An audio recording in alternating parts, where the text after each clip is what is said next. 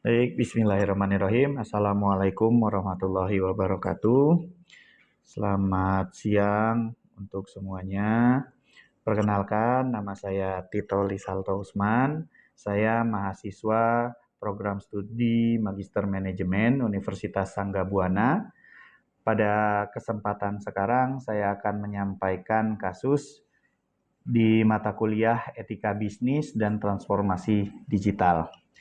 Baik, untuk pertama, latar belakangnya yaitu tentang pergeseran paradigma. Nah, latar belakang di sini dalam dekade terakhir memang landscape bisnis global mengalami transformasi yang sangat fundamental. Didorong oleh dua kekuatan utama, pergeseran paradigma menuju bisnis yang berkelanjutan dan kecepatan disrupsi teknologi digital. Di mana di masa lalu paradigma bisnis ini seringkali terperangkap pada teori pemegang saham, yaitu stakeholder theory dari Milton Friedman, yang secara sempit menyatakan bahwa satu-satunya tanggung jawab sosial dari sebuah entitas bisnis adalah meningkatkan laba finansial bagi para pemegang sahamnya. Namun, pendekatan ini terbukti tidak lagi relevan. Kenapa? Karena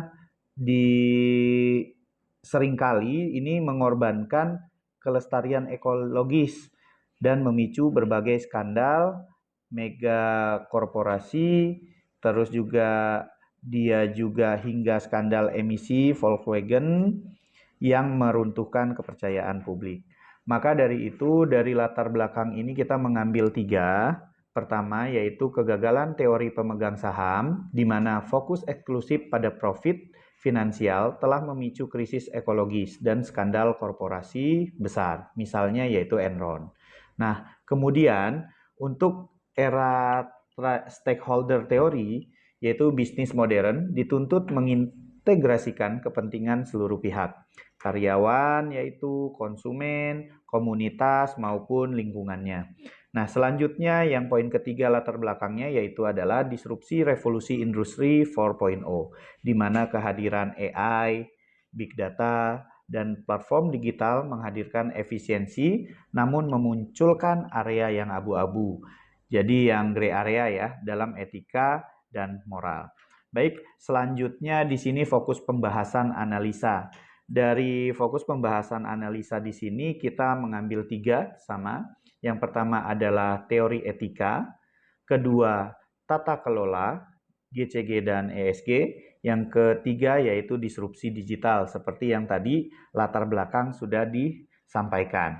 Nah, pada teori etika di sini yaitu membedah isu kontemporer menggunakan kerangka etika normatif, di mana utilitarianisme, deontologi, dan teori keadilan. Lalu yang kedua adalah tata kelola, di mana mengevaluasi efektivitas penerapan prinsip tata kelola perusahaan yang baik dan pilar keberlanjutan bisnis. Kemudian yang ketiga adalah disrupsi digital, di mana menganalisis ancaman etis di balik algoritma AI, privasi data, dan otomatisasi operasional. Maka dari pembahasan di sini yaitu analisis isu etika bisnis kontemporer, kajian teori dan kasus nyatanya. Yang pertama adalah teori utilitarianisme teleologis, di mana menilai kebenaran suatu tindakan bisnis berdasarkan hasil akhir, yakni tindakan yang etis adalah yang memberikan manfaat terbesar bagi jumlah orang terbanyak. Kemudian di teori etika ini yang kedua adalah teori deontologi, di mana menekankan pada kewajiban moral intrinsik, di mana dia tindakan dianggap etis jika sesuai dengan aturan, tugas, dan menghormati hak asasi manusia terlepas dari hasil akhirnya. Kemudian teori etika ketiga adalah teori keadilan, yaitu menekankan distribusi manfaat dan beban yang adil dan setara bagi semua pihak yang terlibat.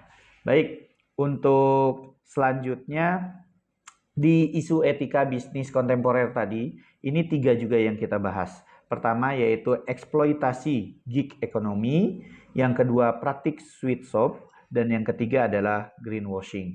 Di mana yang eksploitasi gig economy yaitu status mitra yang biasa selama ini digunakan pada pekerja ojek online. Dia mengaburkan hak pekerja, asuransi, dan upah minimum, yaitu adanya pelanggaran teori keadilan dari yang 3 tadi pembahasan teori. Kemudian untuk yang kedua adalah praktik sweet shop, di mana mengeksploitasi buruh di negara berkembang demi menekan biaya produksi secara sistematis, melanggar martabat manusia. Yang kedua tadi teorinya adalah teori deontologi. Kemudian greenwashing, di mana klaim palsu ramah lingkungan untuk menipu preferensi konsumen yang peduli alam, di mana sebuah pelanggaran nilai kejujuran. Baik, untuk evolusi tata kelola dan keberlanjutan, di sini kita memiliki 3 konsep. Pertama GCG, kedua CSR tradisional, dan yang ketiga adalah integrasi ESG. Di mana dari ketiga konsep ini memiliki karakteristik dan fokus utama serta pendekatan strategisnya. Yang pertama kita bahas tentang yang GCG, yaitu yang tarif, di mana karakteristik dan fokus utamanya yaitu transparansi, akuntabilitas, responsibilitas, independensi, kewajaran atau fairness untuk menghindari checkbox compliance. Nah, itu untuk karakteristik dari konsep GCG. Sedangkan untuk pendekatan strategisnya adalah internal organisasi, yaitu kepatuhan organ. Kemudian untuk yang konsep kedua, di sini ada CSR tradisional, di mana karakteristik dan fokus utamanya adalah filantropi eksternal, pasca mencetak laba, bersifat kualitatif dan seringkali reaktif terhadap tekanan sosial. Nah, untuk pendekatan strategisnya dari CSR tradisional adalah inside out, yaitu kewajiban sosial. Kemudian yang ketiga konsep dari evolusi tata kelola dan keberlanjutan adalah integrasi ESG, yaitu di mana karakteristiknya dan fokus utamanya menitikberatkan pada risiko non-finansial, environment, social, governance, terukur kuantitatif dan mempengaruhi valuasi saham. Sedangkan pendekatan dari strategi integrasi ESG adalah outside, yaitu outside in risiko investasi. Baik, selanjutnya di sini adalah krisis privasi konsumen, di mana yaitu data sebagai the new oil. Maksudnya apa? Di mana perusahaan teknologi raksasa memanen ribuan titik data perilaku pengguna, di mana termasuk lokasi, kebiasaan belanja, preferensi politik, hingga di mana itu penggunaannya secara masif. Nah, yang kedua yaitu skandal Cambridge Analytica dan maraknya insiden kebocoran data di Indonesia menegaskan bahayanya komersialisasi data tanpa izin eksplisit, informed consent dari subjek data. Kenapa? Karena sampai bocor seperti ini kan berarti tidak terjaga dengan baik dan juga tidak data tersebut tidak bisa tersimpan dengan baik gitu, seperti itu. Jadi makanya bisa terjadi suatu kebocoran. Selanjutnya ancaman etis disrupsi lanjutan yaitu bias algoritma AI dan persaingan di media sosial.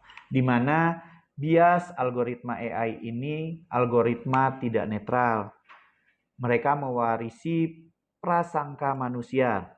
Kasus AI rekrutmen perusahaan e-commerce besar dunia yang mendiskriminasi CV pelamar perempuan adalah bukti nyata bahaya dari algoritmik bias dalam pengambilan keputusan otomatis. Jadi namanya juga ini mah sistem ya, berarti algoritma AI itu juga pasti ada di sana. Jadi di sini yang menitikberatkan adalah mendiskriminasikan CV pelamar perempuan. Itu sudah menjadi bukti nyata bahayanya algoritma dari bias algoritma AI ini. Kemudian untuk persaingan di media sosial, yaitu algoritma media sosial memacu attention economy, di mana praktik menyewa buzzers untuk menyebarkan disinformasi atau hoax, guna menjatuhkan reputasi kompetitor, merupakan pelanggaran keras etika persaingan usaha yang sehat dan persaingan dari pelanggaran Undang-Undang ITE pastinya, seperti itu.